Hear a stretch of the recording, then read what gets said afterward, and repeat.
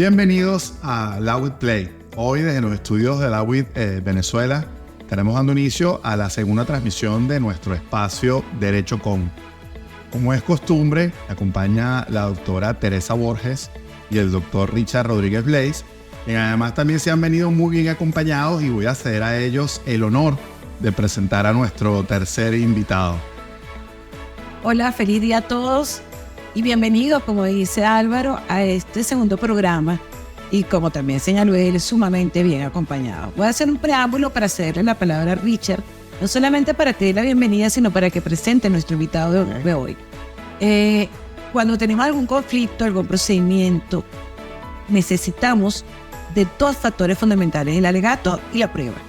Yo alego, pero tengo que convencer a quien alego, y para eso necesito la prueba. Pero dentro del mundo de la prueba, hoy en día cobra relevancia con todas estas nuevas tecnologías, pruebas particulares que siguen trayendo como dudas y problemas, ¿no? Por eso trajimos a una persona experta en la materia y que con muchísimo agradecimiento lo tenemos aquí. Richard. Sí, queremos dar la bienvenida al profesor Antonio Bello Lozano Márquez, mi profesor, orgullosamente mi profesor. Es una persona académicamente conocida en el mundo, inclusive en el mundo de la docencia, doctor en Derecho, creador de innumerables obras en materia jurídica, probatoria, ha incursionado en el derecho procesal constitucional, fundador del escritorio jurídico Bello Lozano Márquez. Incluso tiene una plataforma en YouTube, un canal que se llama Estrado, al cual invito a que también lo puedan seguir. El profesor es especialista, entre otras cosas, en materia probatoria, como ya les comentaba, ha sido autor de diferentes obras en ese sentido. Y dado que actualmente las tecnologías de la información y la comunicación han tenido una repercusión importantísima en el mundo jurídico, quisiéramos conversar con él precisamente sobre cómo estas tecnologías de la información y la comunicación tienen aplicación en el ámbito jurídico. Profesor, ¿usted nos podría explicar algo de eso? Buenos días. Gracias a todos por la invitación. Gracias, Richard, por su palabra. Un placer, como siempre, atento a este tipo de invitación y, por supuesto, dispuesto a cualquier comentario, a cualquier interrogante que alguien tenga formular. Sí, una de las preguntas que siempre nos hemos hecho nosotros, Álvaro, la doctora Teresa y mi persona, es si en Venezuela existen leyes que regulan todo este tema de la contratación electrónica, de los mensajes de datos, a la hora de ir a un juicio, cómo se pueden probar hechos a través de actuaciones que se documentan en computadora, en servidores. Y precisamente pues eso es lo que quisiéramos que el profesor nos ilustrara un poco. Bien, sí existe una legislación no tan extensa como uno quisiera, pero sí hay por lo menos los inicios de esa legislación.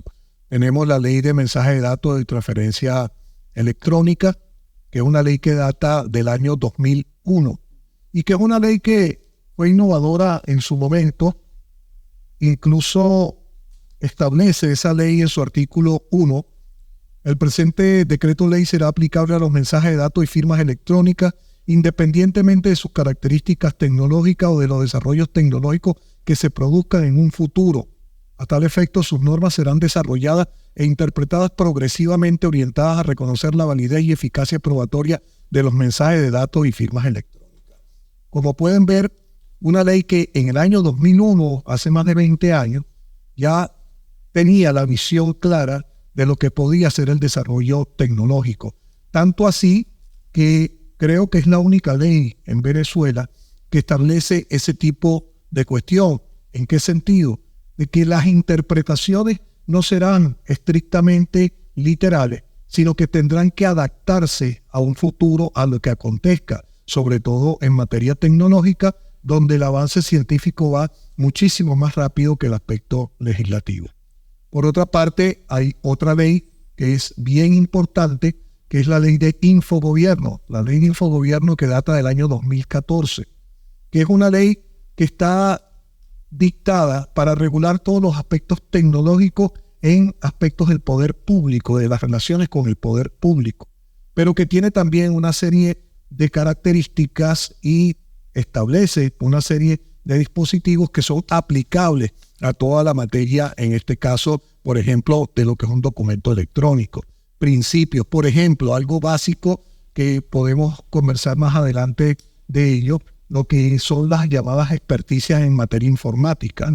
Eso lo regula la ley de Infogobierno. No es una ley específica para esto, pero sí lo está. También tenemos la ley contra los delitos informáticos que tiene que ver con todo esto, las convenciones de Naciones Unidas sobre comercio electrónico y correspondencia en ese sentido que también aplican en la materia. ¿Cuál es el problema básico aquí?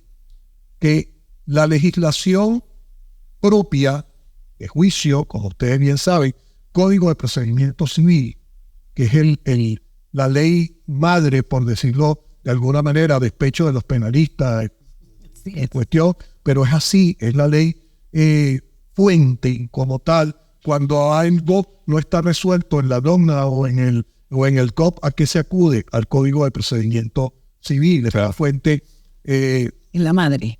La fuente madre de esa cuestión. El Código de Procedimiento Civil no habla para nada de esto.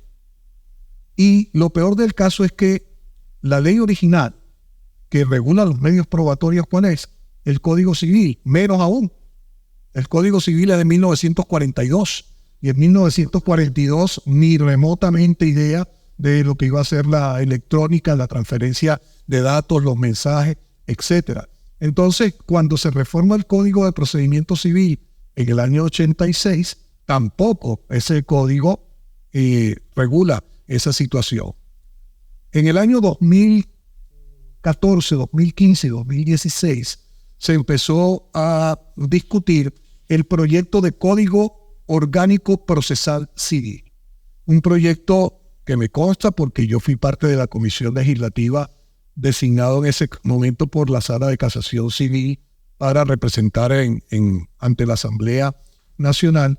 Un código que ya se inserta en el año 2016 el aspecto de las pruebas electrónicas. Lamentablemente ese código se quedó en el congelador o ha salido a la luz, aunque esta semana me dijeron que ya hay un proyecto de reactivación del código, que se quiere buscar reactivar el código. Y por supuesto, lo que se habló en el 2016 ya a lo mejor quedó vetusto, ya a lo mejor quedó anticuado y habrá que aplicarlo nuevamente o habrá que ajustarlo a las nuevas tecnologías que vayan surgiendo. Por ejemplo, el ChatGPT, que ya en el año 2016 es una innovación que hoy en día se está aplicando. ¿Qué es lo que pasa? Y no me quiero extender más en la respuesta, que vamos por detrás del avance tecnológico. Entonces hay que ajustarse y hay que dictar leyes y sobre todo eso que está regado en diferentes leyes, infogobierno, ley de mensaje de datos, incorporarlo al Código de Procedimiento Civil, que es el código diario con el que utilizan los jueces para resolver cuestiones. Así es. Fíjese que usted dice algo bien interesante, que es justamente la previsión legislativa con futuro, porque la ley de mensaje es del 2001, sin embargo dejó abierto que venía más. Y pasó con el mismo Código de Procedimiento Civil, cuando hablábamos de prueba libre, ya no pudiéramos decir que un correo electrónico es una prueba libre, ya es parte de nuestra cotidianidad. Las pruebas libres son las que nos esperan todavía por venir por la tecnología tan rápido. Ahora, en este orden de ideas, para poder ubicar a los que nos escuchan y están interesados en el tema, ¿qué es un documento electrónico? Mire, hay muchas definiciones en relación con lo que es un documento electrónico. Yo creo que la más sencilla es acudir a lo que es la ley de Infogobierno. Y esa ley es bien...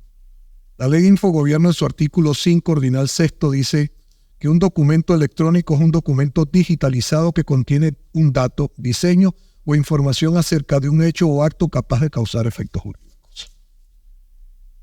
Datos, diseño e información acerca de un hecho. Es una definición bien simple, bien sencilla, pero que considero la más... Se abarca todo. Sí, porque no entra en complicaciones, en derivaciones, en cuestiones de entrar a o terminología muy técnica que el usuario no pueda manejar. Por supuesto, y que los jueces también, que son los que lo van a aplicar, deben tener conciencia de eso. Entonces, mientras más sencilla sea la idea, mejor para su aplicación. Hay conceptos más elaborados en parte de la doctrina. El magistrado Cabrera Romero, en su obra de la prueba ilegítima por inconstitucional, hace una definición amplísima de lo que es un documento electrónico, la doctrina extranjera también. Pero considero que esa del documento electrónico es básica, pero es aceptable, en el sentido de que es toda transferencia vía digital de una información, de un hecho que tenga relevancia. Perfecto. De hecho, es bien importante que ella mencionaba la ley de infogobierno, porque pareciera que en el mundo jurídico pocos la conocen, ¿no? Y ya es de data de bastantes años atrás. Richard, ¿querías hacerle alguna pregunta al doctor? Sí, estos temas se revelan complejos, sobre todo por la terminología. Entonces, hablamos de documento electrónico. Hoy en día se hace mucha contratación electrónica, se hace comercio electrónico y se habla de prueba digital.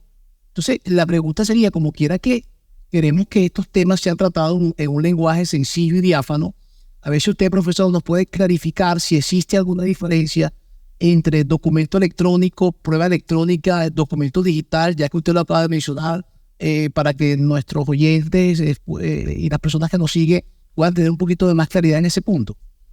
Se utilizan en forma sinónima, básicamente. O sea, lo que es la prueba digital y la prueba electrónica se utilizan en términos sinónimos. Incluso la jurisprudencia lo trata así. Es más, el profesor Jordi Nieva Fenol, catedrático español, él dice que el término debe cambiar y debe utilizarse documento multimedia. ¿Por qué? Porque ya no solamente hablamos del documento electrónico, hablamos de sonido, hablamos de video, hablamos de fotografía. Entonces, él dice que a futuro ese es el término adecuado, un documento multimedia, que es el que se... Y cuando hablamos de prueba digital, el término digital se asimila a lo que es el término electrónico. Lo que pasa es que es como un concepto más técnico-científico que abarca un poco más. Cuando hablamos de documento digital, da la sensación al que es científico de que se está hablando de una cosa distinta. Al ciudadano de a pie común y corriente es lo mismo. Hablar de prueba digital o de prueba electrónica. Y cuando hablamos de ciudadano de pie, debemos incluir ahí también a los jueces, a los operadores. Claro, porque no tienen la parte de la pericia técnica. Por supuesto. Sí. Excelentes aportes, profesor. Vamos a ir a nuestro primer corte. Vamos a ver unos reportajes que están haciendo nuestros pasantes del AWID Venezuela en las inmediaciones del Tribunal Supremo de Justicia. Y al volver, seguimos con más de Derecho Con, esta vez con el invitado profesor Bello Lozano. Nos encontramos en las afueras del Tribunal Supremo de Justicia, narrándoles que en fecha 26 de junio del corriente año, la Sala Constitucional, mediante sentencia de número 842, que tuvo como ponente a la magistrada Michelle Velázquez Grillet, sostuvo su criterio en el cual se reconoce la potestad que tiene el arbitraje como un medio alternativo para la resolución de conflictos. En esta sentencia se resolvió la solicitud de revisión constitucional de la decisión dictada por la Sala Político-Administrativa en fecha 8 de diciembre del año 2022, la cual fue anulada por ir en contra del principio competence, que se basa en la facultad que tienen los árbitros para decidir. Además, se destaca como dato importante en esta sentencia que se reiteran derechos humanos fundamentales consagrados en nuestra Constitución, como lo son el libre desenvolvimiento de la personalidad, interpretado en sintonía con el derecho a la libertad económica, que es la libertad que tenemos todas las personas al momento de establecer nuestras relaciones contractuales, tal y como se evidenció en este caso, debido a que las partes acordaron con anterioridad resolver sus diferencias mediante el arbitraje en lugar de acudir a la jurisdicción ordinaria. Es yo, Andrés Guevara, reportándoles para LOWID en directo. Estamos de vuelta en Derecho con nuestro invitado hablando sobre la prueba electrónica, el documento electrónico, y un poco recogiendo lo que se habló en el primer segmento, traíamos a conversación en medio del corte una sentencia que recientemente fue proferida por un tribunal en Canadá, donde otorgaba valor probatorio a un emoji de un remitente, una comunicación que hubo por vía de correo electrónico, y obligaba a ese remitente conforme a las cláusulas que estaban establecidas en el contrato. Es una sentencia de un tribunal en Canadá que condenó a pagar a un productor agrícola $61,000 americanos al cambio canadiense por no haber cumplido un suministro de mercancía, de material que se había comprometido originalmente. El juez tomó en cuenta que con el emoji hubo una aceptación de el contrato como tal. La defensa alegó en el juicio que no, que el emoji utilizado era sencillamente como confirmación de haber recibido el mensaje. Un recibido, exacto. Ahora bien, al final, ¿qué es lo que vale? Lo que dictamina el juez. Y el juez lo hace, si lo aplicamos o lo trasladamos al derecho venezolano, aplicando lo que se denomina una máxima de experiencia. Es decir, todos estamos acostumbrados o conocemos, es común, es corriente, la utilización de estos emojis hoy en día en transferencia de mensajes de datos, etc. No solamente es el de la carita feliz, el de la carita triste, etc., el del aplauso. ¿Qué significa eso? O sea, son manifestaciones que tienen que ver con una realidad. En este caso, lo transforma en una informalidad como tal.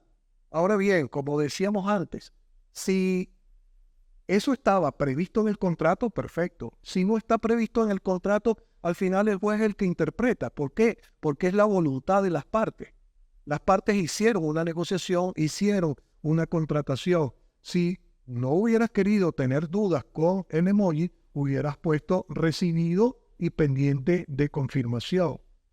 Pusiste el emoji, te arriesgas a que el mismo fuese aceptado como lo determinó el juez en ese momento. ¿Bien? Sí, eso nos lleva a una apreciación interesante, porque inclusive cuando estamos muchas veces en una declaración de testigo o en una interpretación de un contrato escrito, muchas veces la parte que se quería transmitir no quedó bien plasmada, o es la apreciación que se haga de él, ¿no?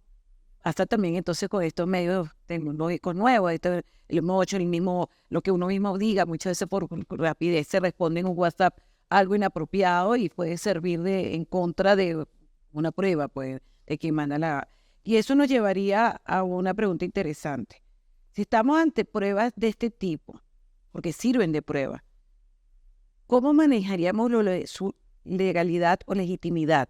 Eso, en principio, sí. Todo lo que es, de acuerdo a lo que leíamos hace un momento, de lo que es un documento electrónico, es una transferencia de un mensaje por cualquier vía, escrita, sonora, visual, gráfica, etc. Por eso Eva Fenol hablaba de documentos multimedia. Entonces, el que no se haya grabado, eso, ahí entramos en otro aspecto, ¿no? Y es la violación de derechos fundamentales como tal, el artículo 48 de la Constitución, en el sentido de que si alguien no fue grabado con su consentimiento, si alguien fue grabado de manera irregular, sin habérselo advertido, etcétera, si eso tiene valor o no. En este caso, una reunión donde la gente grave debe tener la precaución de decir, bueno, todo lo que vamos a decir aquí queda confidencial, o todo lo que quede aquí, que quede grabado, tendrá valor, etcétera. ¿Por qué? Porque volvemos a lo mismo, doctora. O sea, estamos hablando con un código de procedimiento civil que data del año de 1986, donde esas posibilidades de grabación no existían como tal. Hoy en día son comunes y corrientes. Ahora, si yo grabo sin autorización, para decir, vamos a tratar un aspecto confidencial y no me advierten que me están grabando, entonces ahí sí me pueden lesionar mi derecho fundamental, me pueden violentar eso. Pero si no hubo esa situación, sino que es una grabación común y corriente que se produjo en una situación, igual como pasa muchas veces. Oye, llamo a alguien por teléfono y dice, bueno, te estoy grabando o voy a grabarte esto. O sea, la gente, la persona, tiene que ser comedida hoy en día al saber que lo pueden estar grabando y limitarse al momento de decir algo. Si lo estás diciendo libremente, ¿con eso qué me estás diciendo? ¿Que el infractor soy yo o el infractor es el otro que después de que dijo algo lo va a negar? Entonces, ¿cuál es la verdad? Y en materia Una especie de confesión. Hablaste libremente. no, y en materia de prueba, ¿cuál es la teoría principal? Si nosotros hablamos, por ejemplo, de esa figura hoy en día del razonamiento probatorio, son dos teorías, básicamente. La teoría de la verdad y la teoría de la argumentación. Entonces, ¿cuál es la realidad? ¿Cuál es la verdad del asunto? Como juez lo va a dejar pasar. ¿Qué es lo que se quiere descubrir? O sea, porque ¿cuál es el problema? El problema es que en algún momento yo diga, eso es falso, yo no dije eso, esa grabación no es cierta. No es sacada de contexto. Exacto. Entonces, ok, pruébame que eso es falsa, táchela, No, impúgnela. claro. Pero si no es así, sencillamente tiene que aceptar el contenido. Que el medio de obtención no es el adecuado. Ahí entramos en terreno de lo que es la prueba ilícita. Pero dice del árbol caído, todo esto. Pero esa es otra cosa. Allí hablar de ilicitud de la prueba en esos términos no me parece que sea Lo más pertinente. Fíjate que siempre ha servido como prueba el material que se recoge a través de los DVR, el material que en los sistemas de circuito cerrado. Y hoy con el avance de la tecnología, ese material no solo captura video, sino que captura el audio. Entonces ahí hay un compromiso, porque si tú entras a un establecimiento donde usted está siendo grabado, que es el cartel, porque creo yo que eso es lo único que necesita. Claro. Usted está siendo grabado. Claro, ya sabes. Más nada. Todo esto gira en base a lo que es el 48 constitucional y es la violación de la confidencialidad de la persona. Tú no puedes, por ejemplo, grabar a una persona dentro de su casa sin su consentimiento. Claro, pero una vez No, que tú llegas, un teleobjetivo desde allá y tiene la ventana abierta y está aquí haciendo cualquier cosa y lo grabaste y quieres utilizar eso, ya eso es espionaje. Claro, eso es otra cosa y eso es un fingón.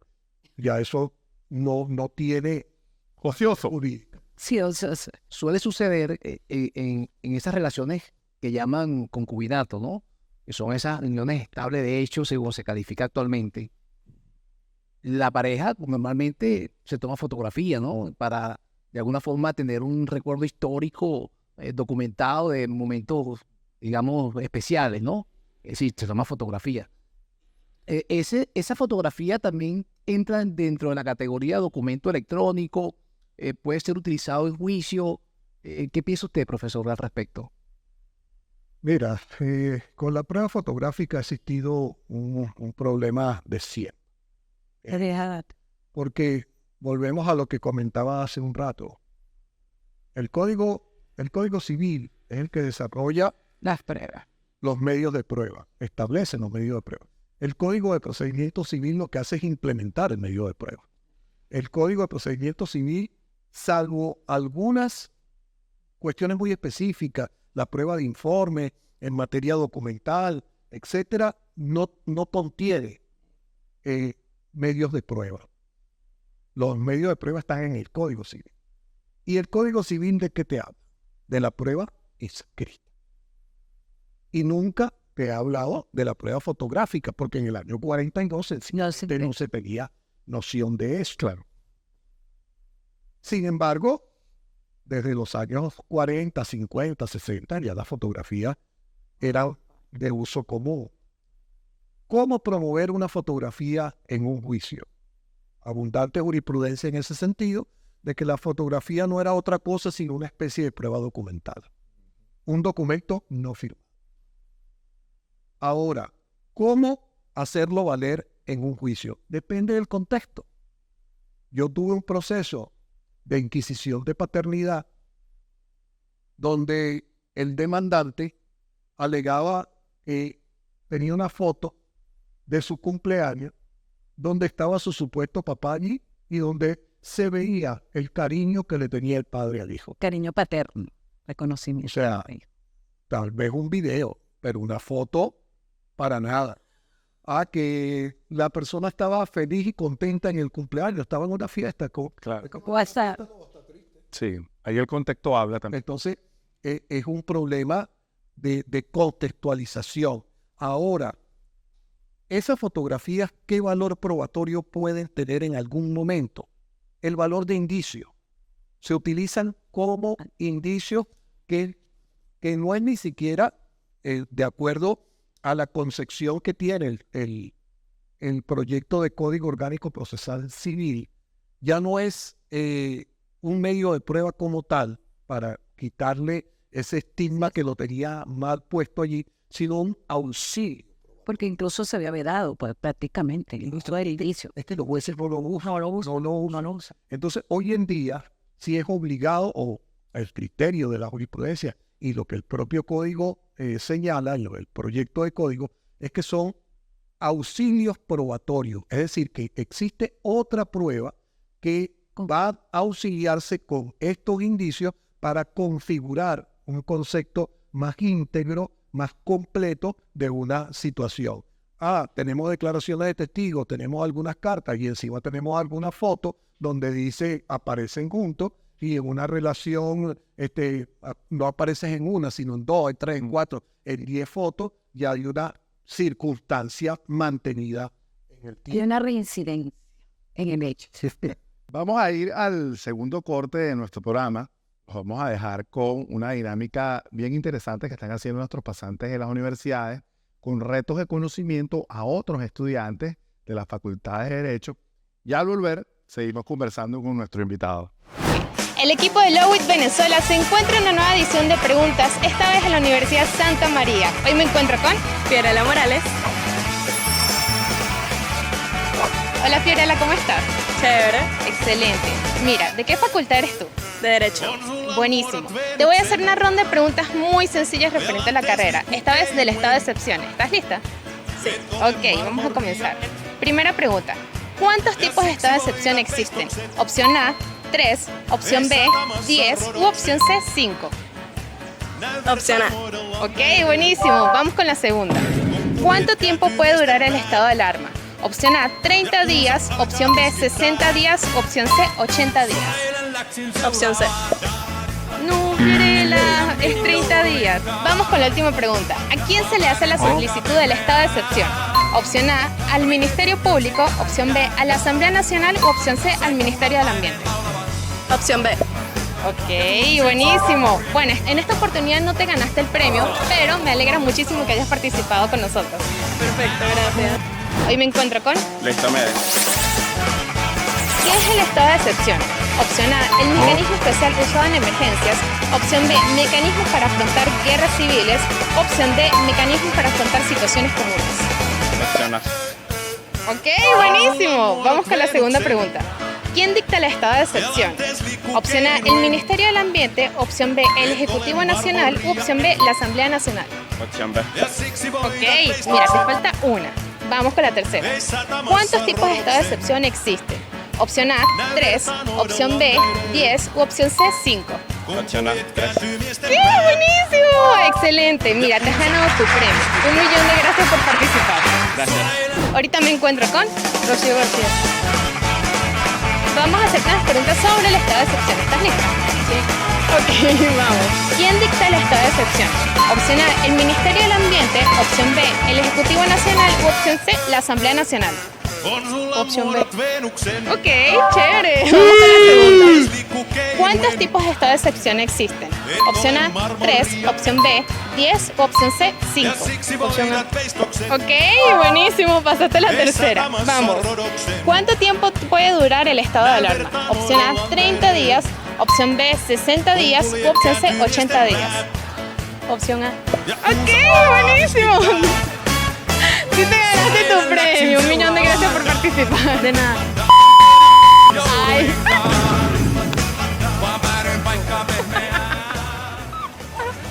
teléfono es ese, no le pasó nada. No, es el forro, mami. La vaquita fue con todo.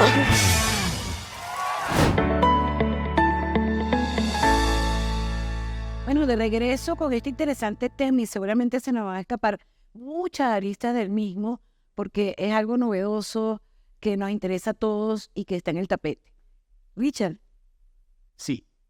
Bueno, interesante lo que estamos conversando. Y pensando un poco acá, ustedes saben que hoy día la plataforma o la red WhatsApp sirve para mucho. Incluso se crean grupos a través de los cuales se hace comercio de diferentes mercaderías, productos, se ofrecen servicios. Profesor, ¿habrá forma de que esa red o cualquier otro proveedor de este tipo de servicio pueda certificar que efectivamente entre dos personas ha habido un contrato, ha habido la oferta y la aceptación de un determinado negocio jurídico? ¿A usted le parece que sí es posible eso? Yo creo en principio que no. Que no, ¿por qué? Porque eso es un medio de comunicación pública. Difícilmente vayan ellos a aceptar que van a validar un contrato porque puede haber implicaciones para ellos que no son adecuadas. Y ha cambiado o se multiplica el uso de la red, del WhatsApp, para cosas banales muchas veces, otras cosas para negocios, como bien lo plantea, y no imaginamos qué otra cosa pueda surgir en un futuro. Pero que ellos hayan creado esa red de comunicación, pero que implique eso, que tengan que certificar algo mañana, realmente va a ser complicado. Primero porque no saben qué es lo que hay allí, cuál es el trasfondo, qué es lo que hay subyacente en esa situación que pueda generarle alguna complicación. Segundo, hay un aspecto de tipo económico. No, el costo. En el sentido, ¿cuánto me va a costar a mí certificar esto? Y después todo el mundo va a querer certificar esta situación. En todo caso, y me voy hacia el camino de lo procesal. Interesante. Bueno, vamos a un corte y vamos a dejarlo con unas dinámicas bien interesantes y ya regresamos. En la escena que veremos a continuación, Ross le pide ayuda a su abogado para que lo ayude a anular su vínculo matrimonial con Rachel, el cual fue en Las Vegas bajo los efectos del alcohol y además no la ama. You got married again.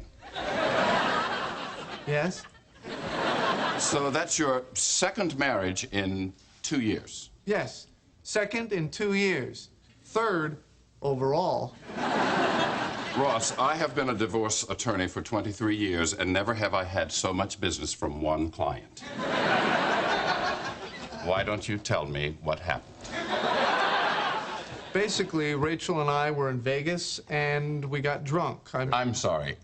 Is this the same Rachel whose name you said at the altar in the second marriage? Yes. But I do not love her. Oh. That's better then. This was just a drunken mistake, and I need to get it annulled. I see.